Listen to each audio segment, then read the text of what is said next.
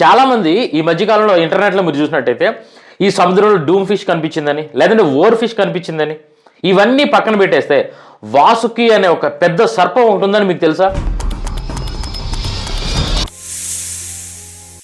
What would you do if you found a snake as long as a school bus and as heavy as a car? ఇలా చెప్పిన తర్వాత చాలా మంది నా friends సరే అయితే దీని గురించి ఒక వీడియో చేయమని చెప్పేసి నన్ను అయితే అడగటం జరిగింది. సో వాసుకి అనే ఒక పాము గురించి మనం విన్నది ఏంటి అంటే శివుని మెడలో ఉండే పాముని, చాలా పెద్ద అంటే చాలా హ్యూజ్గా ఉంటుంది ఈ పాము అని చెప్పేసి. ఇప్పటికీ మనం ఎక్కడికైనా హిందూ దేవాలయాలకు వెళ్ళినట్టయితే అక్కడ రాయితో చెక్కిన కొన్ని విగ్రహాలు ఉంటాయి. ఒక పర్సన్ ఇలా ఉండి వెనకాతల పాము ఇలా మెలుకులు తిరిగినట్టుగా ఒక పాము ఉండటం మీరు గమనించే ఉంటారు.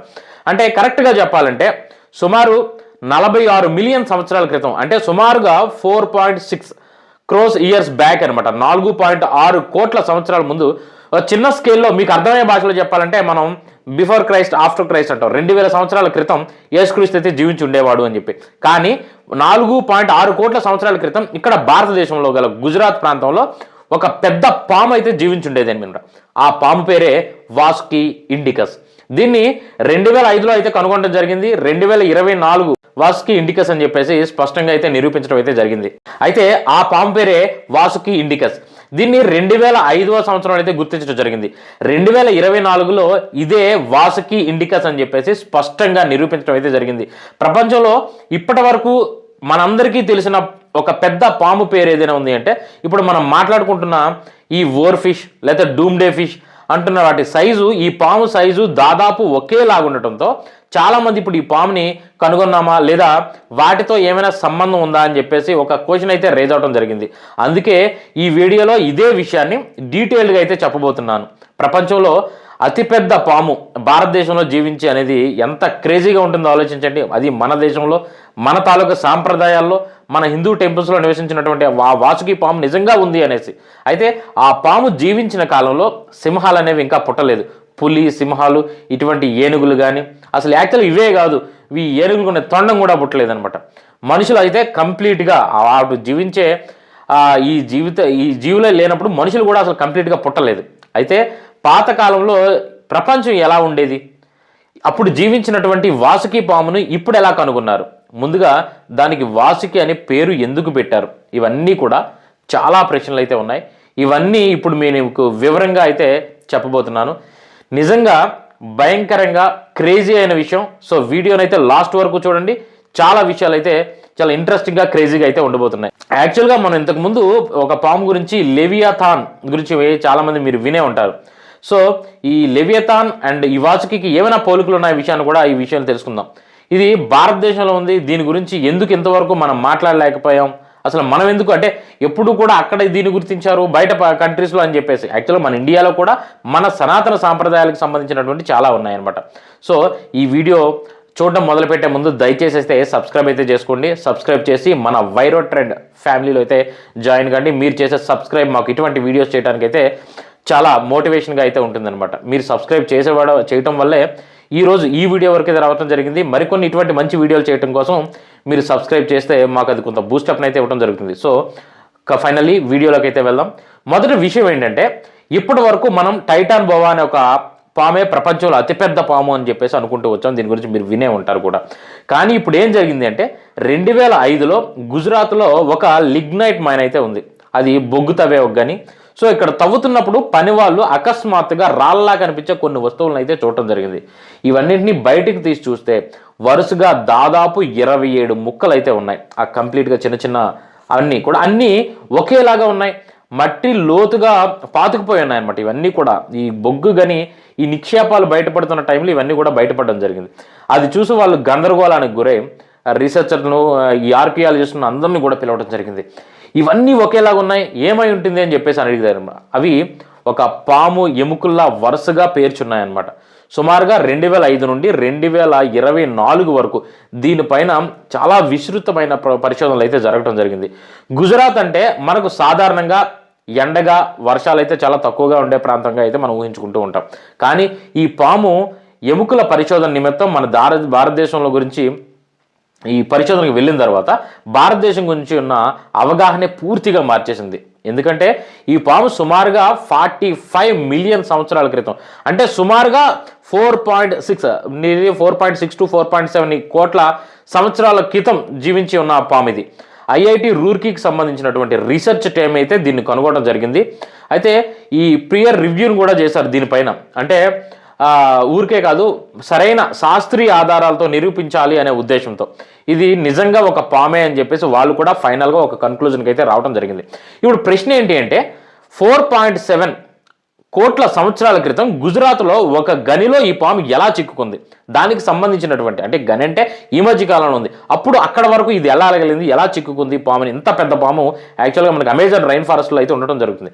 దానికి సమాధానం ఏంటి అంటే ఆ కాలంలో భారతదేశం మొత్తం కూడా ఒకే ద్వీపంలో ఉండేది. అప్పుడు భారత్ అనేది ఒక ఐలాండ్, ఈ పాకిస్తాన్ లేదు, ఈ చైనా లేదు, హిమాలయాలు అయితే కంప్లీట్గా ఏర్పడలేని పరిస్థితి. హిమాలయాలు కూడా మీకు ఈ టెక్టానిక్ ప్లేట్స్ అనేవి ఈ రెండు మర్జ్ అవడం వల్ల ఏర్పడినవే హిమాలయాలు కూడా. భారత్ అప్పుడే దక్షిణ అమెరికా, ఆఫ్రికా నుంచి విడిపోతూ వస్తున్నటువంటి దశలో ఈ టెక్టానిక్ ప్లేట్లు సపరేట్ అయి వస్తున్న దశలో ఒకప్పుడు దక్షిణ అమెరికా, ఆఫ్రికా, భారతదేశం ఇవన్నీ కూడా ఒకే పెద్ద భూభాగంగా ఉండేవి. అందుకే ఈరోజు మనం కూడా ప్రపంచంలో ఎక్కువ పాములు ఉన్న టాప్ 3 దేశాల్లో బ్రెజిల్, మెక్సికో అండ్ భారత్, ఈ ఒకప్పుడు కలిసి ఉన్న భూభాగాలే. కాబట్టి ఈ టెక్టానిక్ ప్లేట్ల వల్ల ఈ మధ్య కాలంలో అయితే విడిపోయాయి. కాబట్టి అందువల్ల మీకు ఈ పెద్ద పెద్ద పాములన్నీ కూడా ఈ 3 భూభాగాల్లో అయితే కనిపించడం అనేది చాలా రెగ్యులర్గా జరుగుతూ ఉంటుంది. ఆ కాలంలో ఇంత పెద్ద పాము ఉండటం అనేది శాస్త్రీయంగా చాలా లాజికల్. ఎందుకంటే డైనోసర్లు అంతరించిపోయిన తర్వాత కాలం ఇది. అప్పటి వరకు డైనోసర్లు ఉండేవి, ఈ అంతరించిపోయిన తర్వాత ఈ కంప్లీట్గా ఇటువంటి చాలా హ్యూజ్గా ఉన్నటువంటి జంతువులు అప్పట్లో మీరు చూసినట్టయితే ఆఫ్రికాలో ఉన్నటువంటి అప్పుడు పెద్ద ఏనుగులు ఉండేవని ఈ ఐసైజ్ టైంలో, ఇవన్నీ కూడా ఈ డైనోసార్ల తర్వాత కాలంలో. ఇంకో విషయం ఏంటంటే డైనోసార్లు పూర్తిగా అంతరించిపోయాయి, మన మూలాలైనటువంటి ఈ మ్యామల్స్ మాత్రం నెమ్మదిగా ఏర్పడడం అయితే అప్పుడప్పుడుగానే మొదలవుతూ ఉంది. ఈ కాలంలో కొన్ని మిలియన్ సంవత్సరాల పాటు ఈ ప్రపంచాన్ని పూర్తిగా పాములే డామినేట్ చేశాయి. ఇందులో మనకు తెలిసిన అతిపెద్ద పామే ఈ వాసుకి ఇండికస్. ఇప్పుడు మైన్లో దొరికినటువంటి ఈ పాము గుజరాత్లోనే జీవించింది. ఆ కాలంలో గుజరాత్ మొత్తం కూడా అడవులతో నిండిపోయి ఉండేది. ఈరోజు అమెజాన్ రైన్ ఫారెస్ట్ ఏదైతే ఉందో ఇదే విధంగా ఎంత పెద్ద వర్షాధారణ అడవిగా ఉండేదో అదేవిధంగా 4.7 మిలియన్ సంవత్సరాల క్రితం, అంటే సుమారుగా 4.1 సంవత్సరాల ముందు అయితే గుజరాత్ కూడా ఒక ఘోరమైనటువంటి రైన్ ఫారెస్ట్లో అయితే ఉండేది. అంటే మ్యాంగ్రూవ్స్ ఉండేవి, నీరు, దట్టమైన మొక్కలు, అటువంటి వాతావరణంలోనే ఈ వాసుకి ఇండెక్స్ పామ్ అనేది జీవించడం జరిగింది. ఇండికస్ పామ్ అనేది దీని సైజ్ అనేది చాలా భారీగా ఉంటుందన్నమాట. దాదాపు 50 అడుగుల పొడవు వరకు ఇది ఉండేదని చెప్తూ ఉంటారు. ఇప్పుడు మనం మాట్లాడుకున్నటువంటి ఈ doomsday fish, oarfish, ఇవన్నీ కూడా సముద్ర అడుగులో జీవిస్తూ ఉంటాయి. అవి బయటకు వస్తే ఏదో ప్రళయం జరుగుతూ ఉందని మనకి రెగ్యులర్గా చూస్తూ ఉంటాం.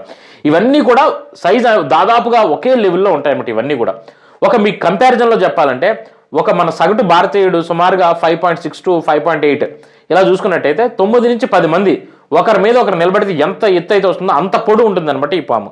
లేదంటే 3 లేదా 4 అంతస్తుల స్కూల్ బిల్డింగ్ నేల నుంచి టాప్ వరకు చూస్తే ఎంత ఉంటుంది ఊహించుకోండి, కళ్ళు కూడా తిరుగుతాయి. సో ఈ పాము తాలూకు లెంత్ అంత పెద్దది.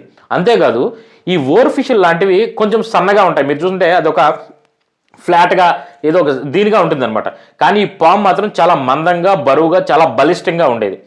బరువు సుమారు 1000 కేజీల నుంచి 1500 కేజీల వరకు ఉండేదన్నమాట. దీని తాలూకా నార్మల్ వెయిట్ అంటే దాదాపుగా 15 మంది, మన నార్మల్ మనుషులు ఒక 15 మంది ఉండే ఒక సగటు వైట్ ఈ పాము తాలూకా వెయిట్తో ఈక్వల్ అనమాట.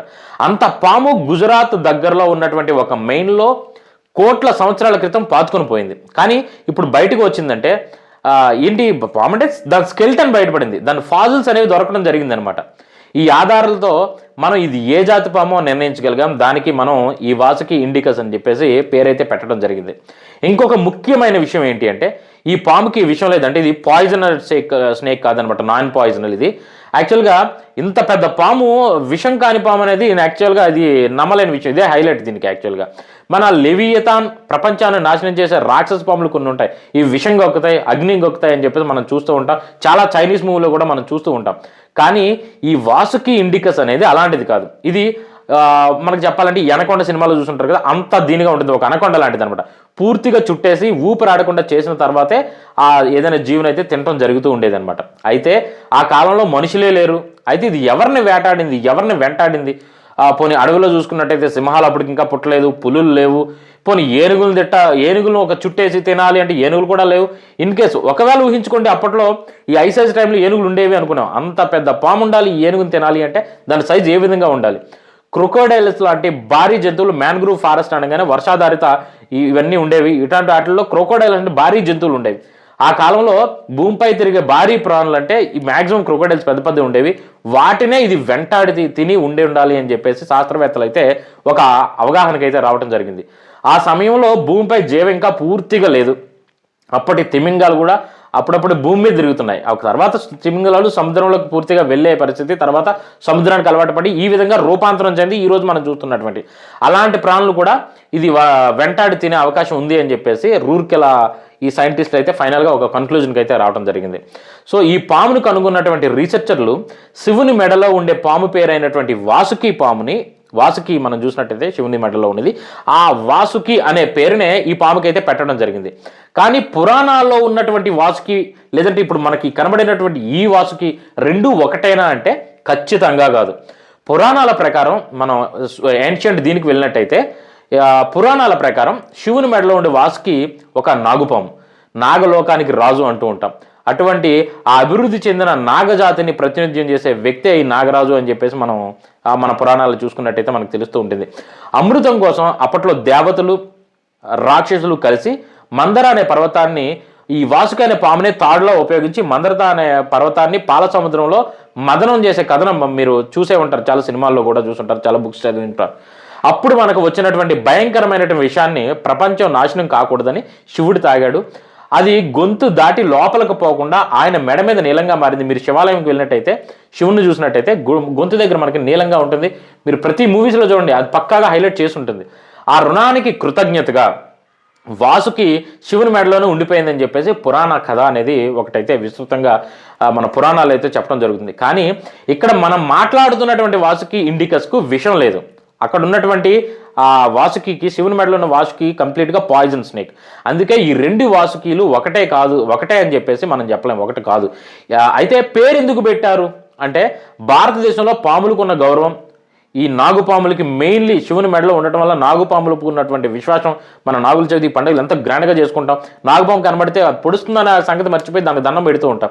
సో ఇందువల్ల నాకైతే ఈ విషయాన్ని మొత్తం చూసిన తర్వాత ఒకటే అనిపించింది, మన జీవితం చాలా చిన్నది. ఈ భూమికి కోట్ల సంవత్సరాల చరిత్ర ఉంది. మనకు దొరికేది మహా అయితే ఎంతకాలం దొరుకుతుంది? ఒక 200, 300, 500 సంవత్సరాల కిందట ఈ ఫాజిల్స్ని మనం చూడగలుగుతున్నాం. ఈ ప్రపంచాన్ని ఒకప్పుడు డైనోసార్లు పాలించాయి, వాసుకి ఇండికస్ లాంటి మహా పెద్ద పెద్ద పాములు పాలించాయి.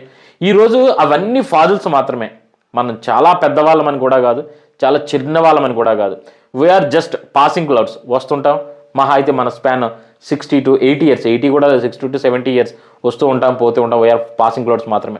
మన జీవితంలో బాధలు, సమస్యలు, భయాలు, మూఢనమ్మకాలు ఇవన్నీ చాలా చిన్నవి.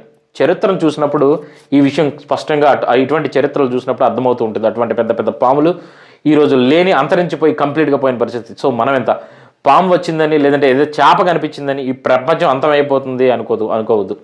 ఈ ప్రపంచం మనకు ముందు ఉంటుంది, మనకు తర్వాత కూడా ఉంటుంది. అందుకే భయపడాల్సిన అవసరం ఏమీ లేదు.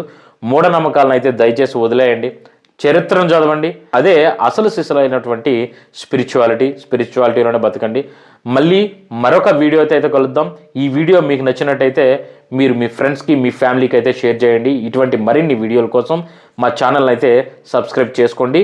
రేపు మరొక మంచి వీడియోతో మీ ముందుకైతే వస్తాను. అంతవరకు సెలవు. This is Satish. జై హింద్.